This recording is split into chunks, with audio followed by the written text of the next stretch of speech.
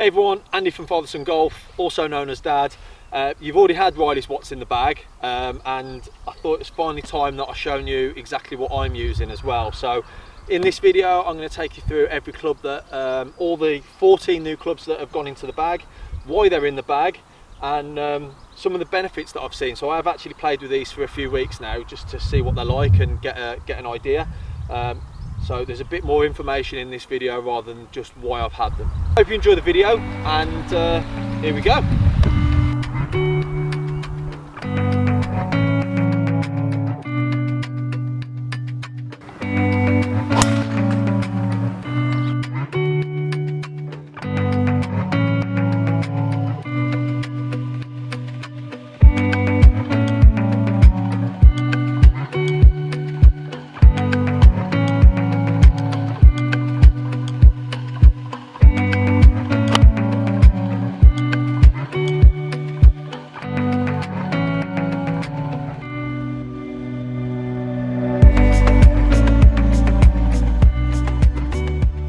Okay, so the first part is how I actually got fitted for the clubs.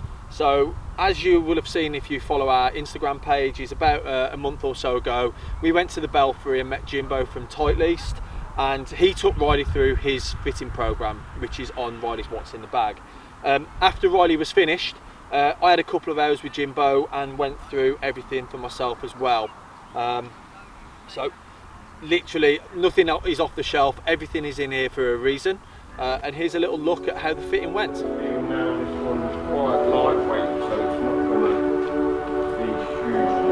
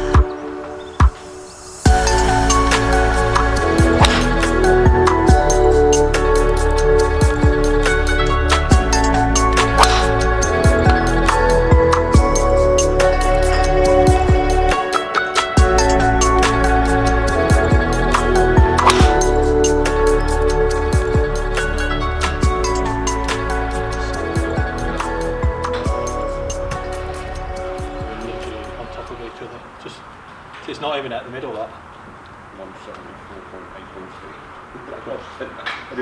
Right, never know what order to start with the bag, so we're going to go with the driver first.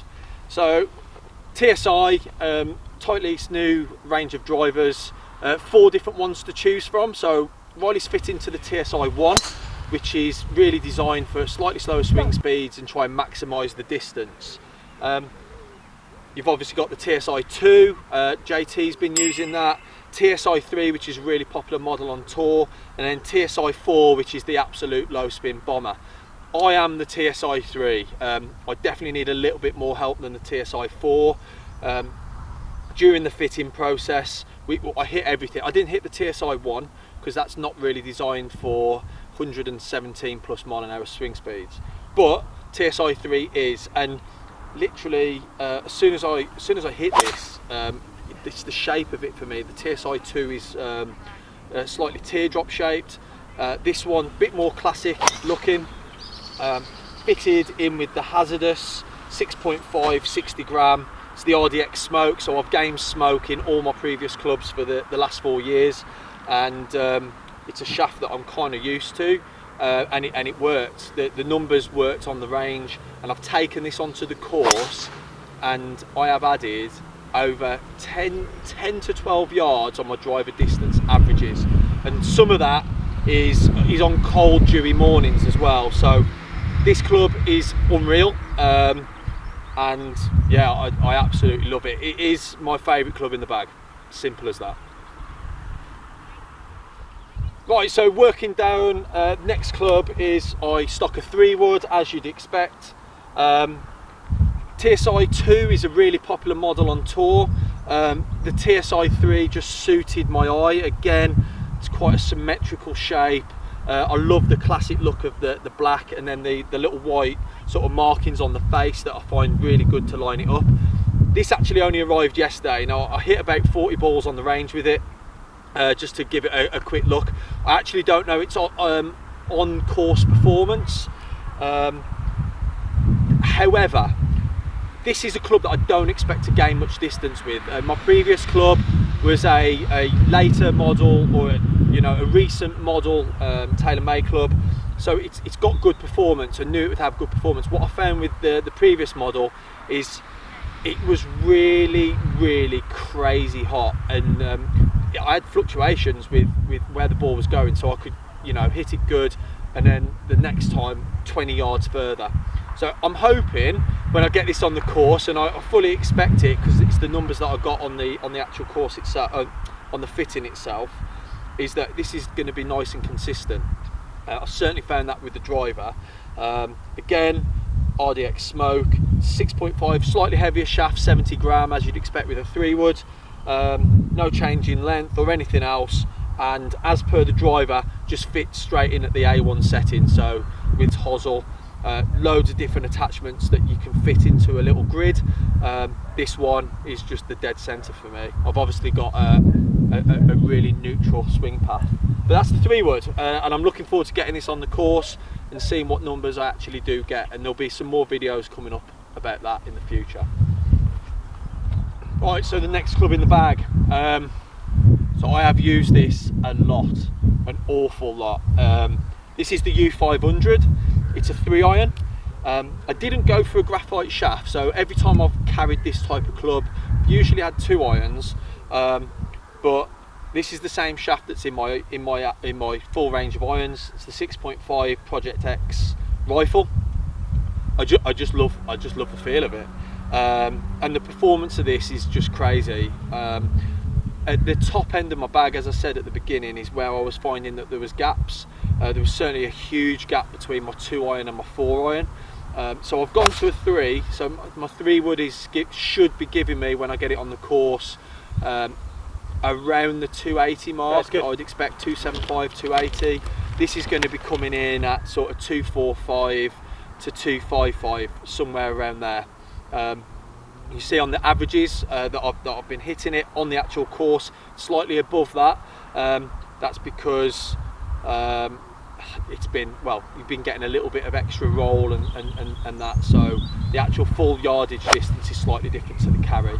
But great club. That's absolutely knotted. Really enjoy it. It's a top club to have in the bag. Didn't go for hybrids, just don't like the look of them as much, prefer the long iron look, and yeah, this is definitely a keeper.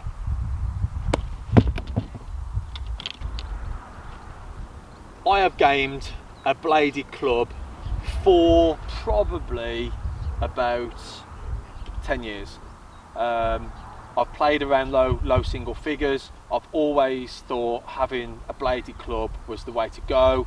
There was that sort of perception of it being the slightly cooler, better looking club, and they do look the best, in my opinion. The MB of the tight least, I'd love to have stuck it in the bag, but as soon as I started hitting this club, I realised that having that little bit of extra help is the way to go. So I got fitted for the T100S. Now the S are 2 degrees strong throughout the whole range, and there's a reason why I've gone for the S.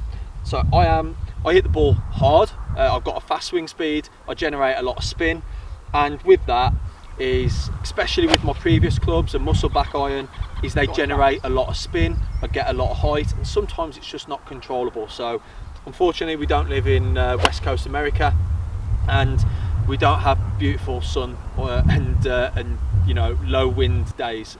Usually it's cloudy, it's overcast, the wind is up, and I need to get that ball flight down a bit. So we hit everything. I hit the MBs, they're lovely, felt amazing, got a lot more spin. Went to the CBs, again a lovely feeling club, but again just generating that bit extra spin. Went to the T100, absolutely love the feel. It still looks like a player's club. Like, I don't like to see a thick top line. The T100 is still small enough to look like a player's iron. and it is a player's iron. So the T100, it's the US Open weekend. The T100 is the most played club on the tour this weekend. So that shows something, you know, amateur golfers going out, getting the bladed clubs, and the pros are out there earning the dosh using these clubs. So for me, these have been amazing. 7-iron, so my previous 7-iron to this is 15 yards difference. Now you can't compare the 7-irons as such because they're 2 degrees strong, so it's not a like for like comparison. But in the bag, 4-iron for me was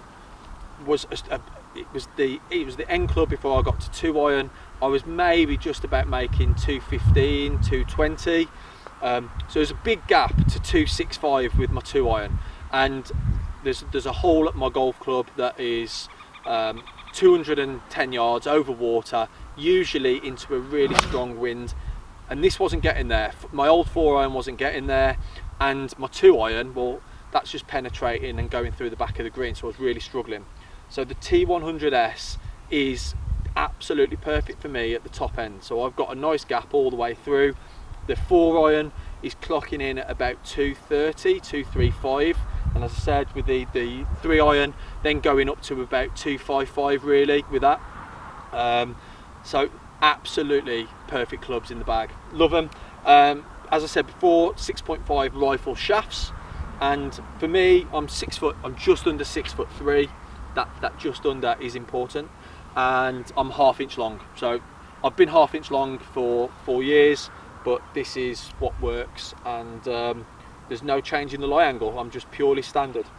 Great clubs, love them, highly recommend. And if you're one of those guys with a big ego and wouldn't consider something with a bit of help, maybe worth re-looking at that, because I've definitely, since I've been playing, seen a big increase in my shot dispersion using these. So probably be important to just discuss the makeup of the irons down to the bottom of the bag. So 4-iron all the way through to pitching wedge. As I said, 2 degrees strong. However, the pitching wedge 44, which usually you'd see 46. So with this one, I've actually had it bent to 45 just to make it not quite as strong, just to give that little gap between the 9-iron to the pitching wedge, and then that takes us neatly into the wedges. So with the wedges, gone for Vokey, obviously, tightly fitting. I've had Vokeys for the last 4 years, absolutely love them. And I've gone 50, 54, 58.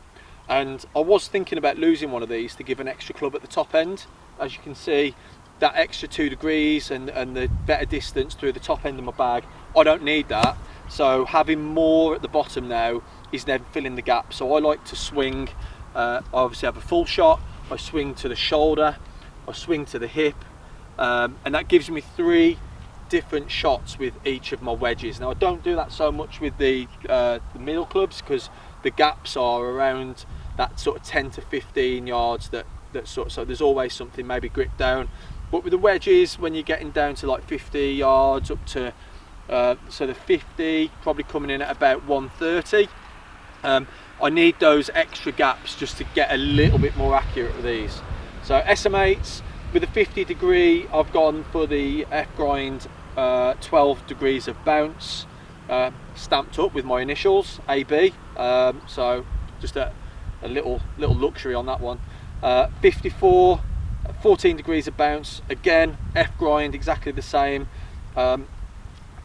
Both of these have slightly different shafts. So my 50 degree has the gamer shafts, the 6.5 rifle. However, when I go into the 54, just generate that little bit of extra spin, not usually hitting this full out, full tilt, more controlled. So this is like more of a wedge flex, so this is the rifle in a 6, so slightly less stiff there. And then gone with the 58 with an M grind, so there's a bit carved out the back, just allows me to manipulate the face around a little bit, and that's got 8 degrees of bounce. So good club, quite versatile. Would use this out the bunker, rough, all that sort of stuff. But also, I've got a bit of confidence with this of using it on slightly more full shots, because there's not quite as much bounce in there as well. So That's a 6.0 Project X rifle too. So they're the wedges. They do look pretty cool, and a little homage to Father Son Golf on that. So the channel has given us quite a lot, and I thought it'd be quite nice just to pay reference to that in the bag. So yeah, there we are. Oh yeah, and the hashtag Father Son Golf, because gotta love hashtags. We're doing social media, right? Okay, so the last club in the bag is the putter. So gone for Scotty, went with the Phantom X, the 11.5, and well, yeah, it's the first Scotty that I've had, and instantly as soon as I got it, was just really the quality, the way that it's been milled. But again, this wasn't just off the shelf, because I like the look of it and all that. We went up to St Ives. Me and Riley both got fitted for the putters. So 35 inches, which is pretty standard. I've always been a 35 due to my height. With 11.5, I just like the look of it, so I've always had a little bit more help. So I'd love to game a Newport, that sort of bladed style club, but I need some help lining up, and this for me had the best tech in the head for lining. So the way that this at the top, like the front of the face, on the top of the head, it allows you to sort of to square it up. You've got a good reference. It's like that T behind the ball, and then obviously the actual alignment line that comes through the back of the head, and it's slightly bigger, so there's more MOI, less moving around, and hopefully it means I can hit some decent putts.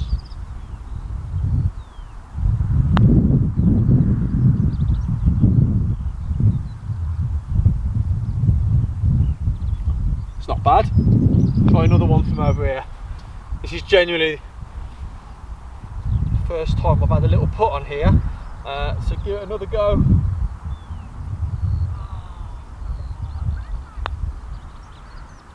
Bit faster on the high side, but I'd take both of those. So yeah, first Scotty, absolutely love it. Played 2 rounds with it, so this came a little bit after the rest of the irons. It's a club I need to get working in the bag though. Putting is the one thing, so I'm hoping, or I'm knowing that this is gonna help me in that quest. Certainly with the lining up, and just trying to make more putts from inside 12 feet. But great putter. Right, so that's the what's in the bag complete. Hope you enjoyed it. Thanks for dropping by and watching. If you haven't done already, then go and check out Riley's what's in the bag. Equally as good, slightly different clubs, but equally as good in their own right. And of course, if you don't already, then give the channel a subscribe, like, drop us a comment what you want to see next. Definitely going to be some content around how far we hit the clubs, so going to go into the indoor studio and do that, so let us know if that's something of interest. Otherwise, me and Riley are just going to get out on the course and just keep going head to head until I beat him. But thanks again, and hope you enjoy your golf.